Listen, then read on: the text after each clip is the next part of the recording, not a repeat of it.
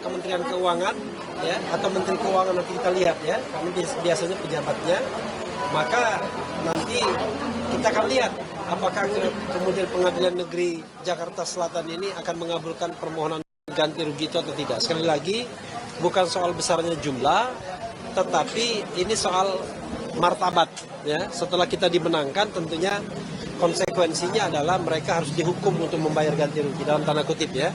Sekali lagi bukan besaran jumlahnya. Sebelum Mas Roy, mungkin teman-teman lain, Bang Ristan silakan. Ya. Oke, ya. kita aja ya.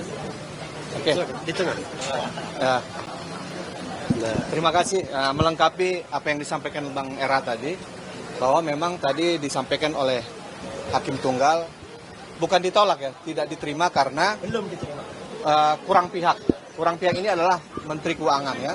Sebagai tadi disampaikan ada, kalau tidak salah kami catat di PP nomor 27 tahun 93, kemudian diganti oleh PP tahun berapa ini? Nomor 92 tahun 2015. Ya, ini kalau nggak salah kita catat. Tapi nanti kita analisa lagi ya Bang ya, bahwa kalau memang benar seperti itu kita masukkan lagi Bang. Ya. Praper lagi untuk ganti rugi. Mungkin itu poin-poinnya Bang. Jadi cerita praper ini akan masih panjang. Karena yang bikin panjang hakim sendiri. Ya, itu. Coba kalau dia misalnya kabulkan permohonan, selesai ini kan. Tetapi karena dia tidak kabulkan permohonan, dia mengatakan tidak dapat diterima, which is itu berarti substansi perkaranya belum diuji, belum dipertimbangkan, maka kita akan ajukan lagi. Kapan diajukan lagi? Yang jelas nanti Jumat kita sudah ada praper yang baru soal pencekalan. Ya. Dan juga tim Dr. Tifa juga akan pra-peradilan juga tanggal 12. 12 depan ya. Oke. Silakan Ayah. Silakan. Ya, Bu Ayah dulu. Ya. Assalamualaikum warahmatullahi wabarakatuh. Waalaikumsalam. Untuk yang kesekian dan terus berlanjut, masih semangat nggak nih? Semangat tidak? Semangat tidak nih semua? Semangat ya. Nah, itu yang kita butuhkan. Ada di sini berarti semangat untuk berjuang bersama-sama. Oke? Dan tadi betul kata rekan saya, yang pertama melengkapi apa yang sudah dijelaskan oleh Bung RH dan rekan kita, bahwa sekarang hari ini kita melanjutkan dari apa yang sudah dilengkapi, bahwa ingat, kita akan terus berjuang dan akan kita daftarkan kembali. Oke, supaya nanti lengkap para pihaknya. Oke, karena kemarin dinyatakan hari ini kurang pihak, next kita akan lengkapi pihak-pihak yang harus dilengkapi. Sehingga permohonan kita dikabulkan dan tidak punya alasan lagi. Oke? Mungkin itu ya teman-teman ya, Mas Roy ya. Siap. Terima kasih Mas Roy. Ya, memang sebelum Mas Roy ya, yang agak menarik sebenarnya pihak termohon sendiri itu tidak berkeberatan sebenarnya dengan pihak-pihak yang kita mohonkan kan. Jadi cuma termohon dan turut termohon. Rupanya hakim kreatif juga, dia cari-cari. Ya sudahlah, nanti kita ajukan lagi ya. Oke, Pak Yaya. Pak Yasena, silakan. Sebagai lawyer. Lawyer juga? Pak Yasena. Oh, enggak ada, guys. Ada lah Pak Yasena. Baik, terima kasih. Saya menambahkan aja ya.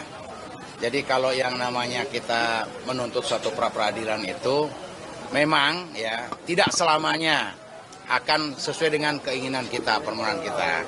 Dan ini satu pembelajaran kurang pihak. Tadinya kan kita dengan mengajukan hanya pihak kejaksaan aja. Tapi hari ini disampaikan sama hakim Prapid ini kurang pihak, yaitu merupakan satu tambahan ilmu edukasi hukum buat kami dan buat semuanya.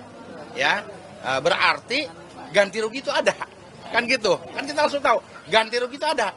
Ya, PP 92 2015. Silakan nanti dibaca. Hanya kurang pihak tadi sudah disampaikan sama rekan-rekan kami.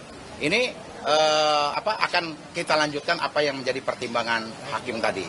Ya, bukan berarti kita kalah nih, nggak ada kalah di sini ya. Kita dikatakan kurang pihak pertimbangannya. Ingat kata pertimbangannya ya. Nah, jadi itu. Jadi tolong rekan-rekan semua dan mungkin disaksikan banyak orang, aparat penegak hukum, mungkin rekan-rekan para advokat yang di mana-mana pun juga ya, banyak yang melihat seperti ini. Ayo kita jangan pesimis, jangan lemes gitu ya. Semangat, gitu. Harus begitu. Biar segala sesuatu itu jelas ya. Hal seperti ini bukan hanya terjadi sama Pak Roy Suryo saja, mungkin bisa terjadi sama rekan-rekan semua juga di kemudian hari. Ya, ganti rugi kita harus tahu semua, ya, bahwa terkait dengan satu permasalahan, ya, boleh ganti rugi dari putusan pra peradilan pertama, hakim sendiri yang ngomong, bukan kami. Hakim sendiri yang ngomong, ya. Nanti ganti ruginya menyusul 14 hari. Sekarang kita lakukan, ternyata kurang pihak, tapi tidak ditolak. Berarti masih diberikan kesempatan untuk melengkapi kekurang pihakan itu siapa aja. Oke? Itu dari saya. Ayo kita semangat. Mari kita wujudkan penegakan hukum di Indonesia ini benar-benar ada dan tidak istilahnya tumpul ke atas, tajam ke bawah. Termul ke atas. Tapi semua berguna untuk semua lapisan. Terima kasih. Assalamualaikum warahmatullahi wabarakatuh. Oke, ya silakan. Ya, oke. Baik. Assalamualaikum warahmatullahi wabarakatuh. Saya akan menyimpulkan saja, ya. Jadi yang pertama, persis sama seperti yang saya sampaikan tadi sebelum kita mulai sidang. Apapun hasilnya, kita terima dan alhamdulillah dengan baik, ya. Itu artinya ini proses pembelajaran. Dan persis juga seperti yang saya katakan, ini semua akan berguna tidak hanya bagi kami, saya dan juga tim hukum, tapi juga untuk masyarakat lain. Jadi masyarakat yang lain nanti nggak perlu kemudian susah-susah lagi harus ada kurang pihak kalau mengajukan, enggak, nanti akan diajukan lagi. Jadi jelas ya. Yang kedua adalah kesimpulannya juga hari ini kita sudah sepakat, langsung saya tadi maju ke depan teman-teman kuasa hukum, ya, lanjut, ya, ajukan lagi. Jadi clear ya. Jadi karena putusannya dari hakim tunggal pra peradilan yaitu Pak I Ketut Darpawan itu adalah bukan ditolak. Sekali lagi jangan sampai ada yang menulis ditolak, ya. Tidak ditolak, tetapi belum diterima atau belum diterima karena kurang pihak. Nah, karena kurang pihak itu yang menjadi pertimbangan, maka kita tambah pihak nanti pada pengajuan berikutnya. Nah, jadi ini yang menarik.